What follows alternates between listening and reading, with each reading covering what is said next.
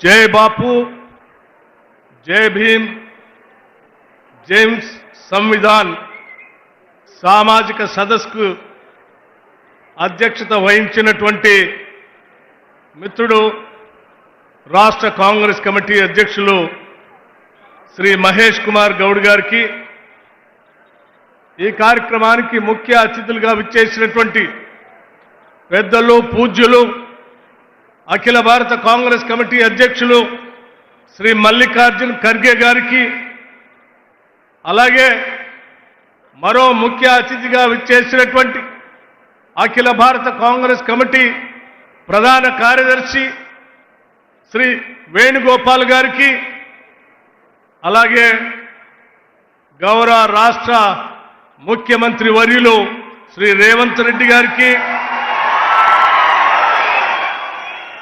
రాష్ట్ర కాంగ్రెస్ వ్యవహారాల ఇన్ఛార్జ్ మీనాక్షి నటరాజన్ గారికి, ఇంకా వేదిక మీద ఉన్నటువంటి నా తోటి సహచర మంత్రివర్గ సభ్యులందరికీ, సిడబ్ల్యూసి సభ్యులకి, జిల్లా కాంగ్రెస్ కమిటీ అధ్యక్షులకి, రాష్ట్ర కాంగ్రెస్ కార్యవర్గ సభ్యులందరికీ, అలాగే ఈ సంవిధాన సామాజిక న్యాయ సదస్సుకు మారుమూల ప్రాంతాల నుంచి సహితం అనేక గ్రామాల నుంచి కదిలి వచ్చినటువంటి ప్రాణ సమానులైన కాంగ్రెస్ నాయకులారా, మీ అందరికి కూడా ముందుగా నా హృదయపూర్వకమైనటువంటి నమస్కారాలు తెలియజేస్తా ఉన్నాను. ఈనాటి ఈ సభ చాలా చారిత్రాత్మకమైనటువంటి సభ. సాక్షాత్తు నేరుగా అఖిల భారత కాంగ్రెస్ కమిటీ అధ్యక్షులు శ్రీ మల్లికార్జున్ ఖర్గే గారు గ్రామ స్థాయిలో ఉన్నటువంటి గ్రామ శాఖ అధ్యక్షులతో నేరుగా మాట్లాడటానికి ఏర్పాటు చేసినటువంటి సభ ఈ తెలంగాణ రాష్ట్ర కాంగ్రెస్ కమిటీ ఆధ్వర్యంలో పెద్ద ఎత్తున ఏర్పాటు చేయటం జరిగింది. వచ్చిన మీ అందరికి కూడా మరొక్కసారి నా హృదయపూర్వకమైనటువంటి అభినందనలు తెలియజేస్తూ, మన కోసం ఎంతో దూరం నుంచి వచ్చి సందేశం ఇచ్చినటువంటి పెద్దలకి ధన్యవాదాలు కూడా తెలియజేస్తూ, చిన్న విషయాలు 2-3 విషయాలు చెప్పి ముగిస్తాను. మిత్రులారా, ఈరోజు దేశంలో ఒక సైద్ధాంతిక పోరాటం జరుగుతూ ఉంది. రాజ్యాంగాన్ని రక్షించాలని కాంగ్రెస్ పార్టీ, ఇండియా కూటమి ఒక పక్కన, రాజ్యాంగాన్ని రూపు మార్చాలని బీజేపీకి సంబంధించినటువంటి ఎన్డీఏ కూటమి ఒక పక్కన. భారత రాజ్యాంగం అంటే అదేదో కేవలం పుస్తకం కాదు.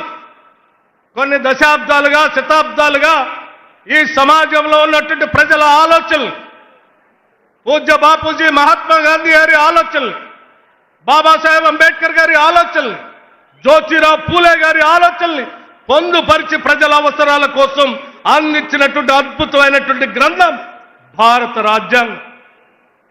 భారత రాజ్యాంగమే లేకపోతే ఈ దేశంలో సామాన్యులకి, పేదలకి, దళితులకి, గిరిజనులకి ఎవరికి కూడా ఎటువంటి హక్కులు లేకుండా కేవలం రాజులకి, రాజ్యాధికారం చేసేటువంటి పెద్దలకి మాత్రమే సమాజంలో ఉన్నటువంటి గౌరవం దక్కేది.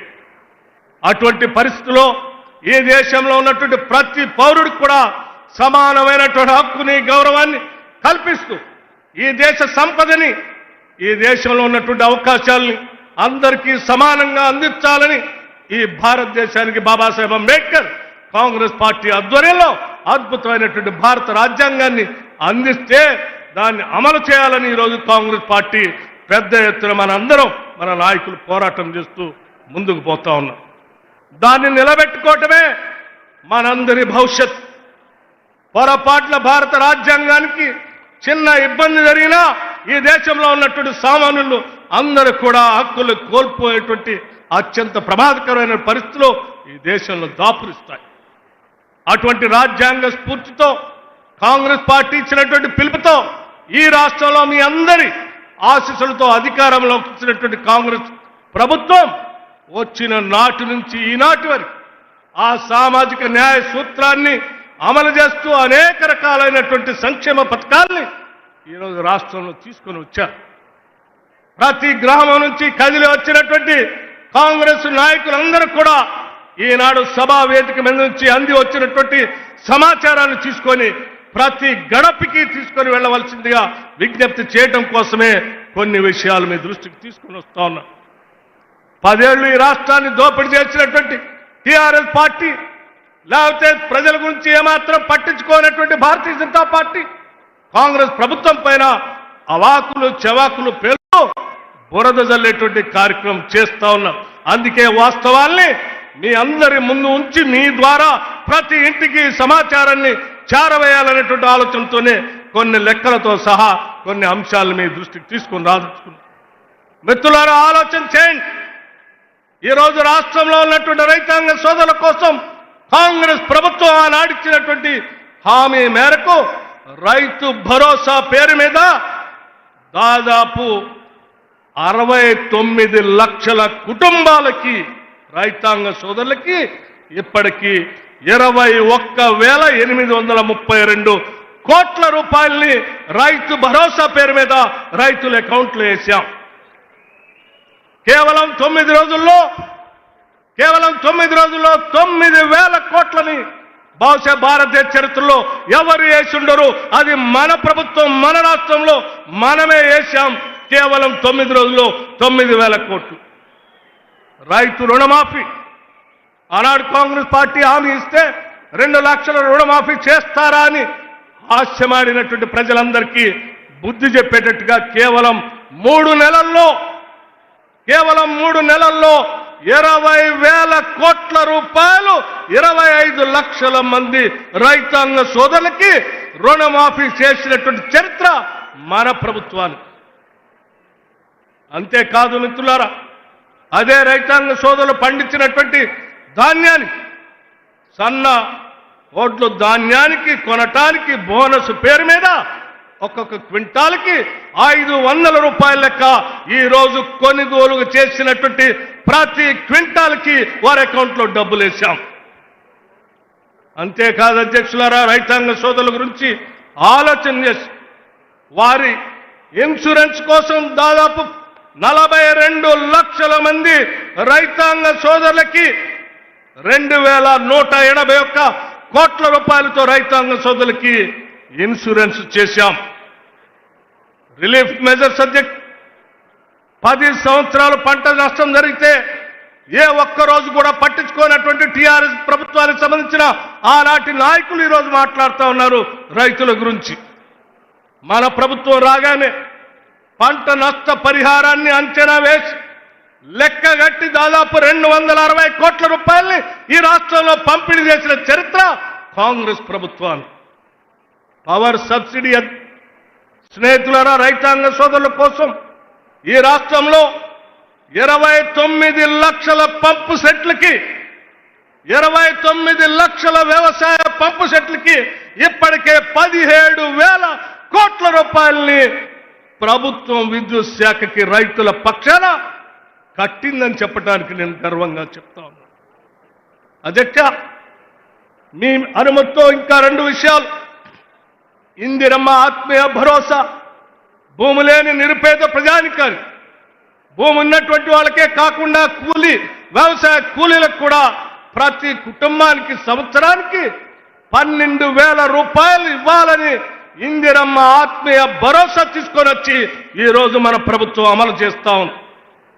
అట్లాగే మిత్రులారా, చేయూత పథకానికి 43 లక్షల మందికి 17,000 కోట్ల రూపాయలు ఇప్పటికీ పంపిణీ చేశాం పెన్షన్దారులకు. ఇందిరమ్మ ఇళ్ళు ఒక్కసారి ఆలోచన చేయండి.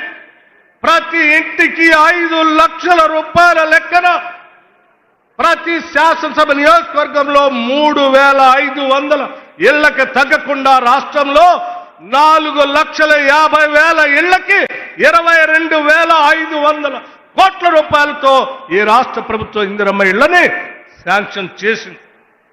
అట్లాగే మహాలక్ష్మి రాష్ట్రంలో ఉన్నటువంటి మహిళలందరూ ఉచితంగా ఆర్టీసీ బస్సులో ప్రయాణం చేయటం కోసం దాదాపు 188 కోట్ల సారి ఈ రాష్ట్రంలో మహిళలు ప్రయాణం చేస్తే వాళ్ళందరూ కలిపి దాదాపు 4,500 కోట్ల రూపాయలు ఇప్పటికే ఆర్టీసీకి రాష్ట్ర ప్రభుత్వం చెల్లించింది.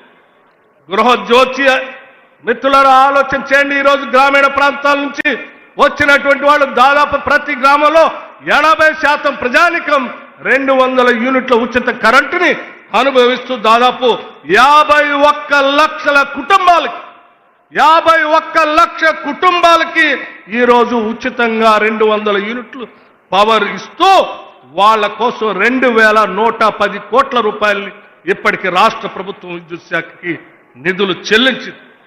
ఎల్పిజి సిలిండర్ పేదవాళ్ళకి 500 రూపాయలకే ఎల్పిజి సిలిండర్ ఇవ్వాలని ఆనాడు కాంగ్రెస్ ప్రభుత్వం పార్టీ అధికారంలో ఇస్తామని హామీ మేరకు ఇప్పటి వరకు రాష్ట్ర వ్యాప్తంగా 641 కోట్ల రూపాయల్ని ఎల్పిజి సిలిండర్ 500కే ఇచ్చేటట్టుగా ఈరోజు రాష్ట్ర ప్రభుత్వం నిధులు చెల్లించి. మిత్రులారా ఒక్కసారి ఆలోచన చేయండి. పేదవాళ్ళు బడుగు బలహీన వర్గాలకు సంబంధించినటువంటి వాళ్ళు అనారోగ్యానికి గురైతే వైద్యం చేపించుకోవడానికి అవకాశం లేకపోతే కాంగ్రెస్ ప్రభుత్వం రాగానే 10 లక్షల రూపాయల వరకు రాజీవ్ ఆరోగ్యశ్రీ పథకాన్ని పెంచి ఈరోజు రాష్ట్ర వ్యాప్తంగా 93 లక్షల కుటుంబాలకి ఈరోజు రాజీవ్ ఆరోగ్యశ్రీ పథకాన్ని అమలు చేస్తా ఉన్నాం. అట్లాగే వడ్డీ లేని రుణాలు రాష్ట్రంలో ఉన్నటువంటి మహిళలందరికీ 20,000 కోట్ల రూపాయల సంవత్సరానికి వడ్డీ లేని రుణాలు ఇవ్వాలని ఆలోచన చేయటమే కాదు, ఈ సంవత్సరం 21,000 కోట్ల రూపాయలు దాటాం. 5 సంవత్సరాల్లో 1,00,000 కోట్ల రూపాయల్ని మహిళలందరికీ వడ్డీ లేని రుణాలను ఇచ్చేటువంటి కార్యక్రమాన్ని కాంగ్రెస్ ప్రభుత్వం చేపట్టిందని చెప్పి సగౌరవంగా మీ అందరికీ తెలియజేస్తా ఉన్నాం. మిత్రులారా రైస్ సబ్సిడీ సన్న బియ్యం ఈరోజు రాష్ట్ర వ్యాప్తంగా 93 లక్షల కుటుంబాలు, బహుశా దేశంలో ఎక్కడా లేదు ఇది.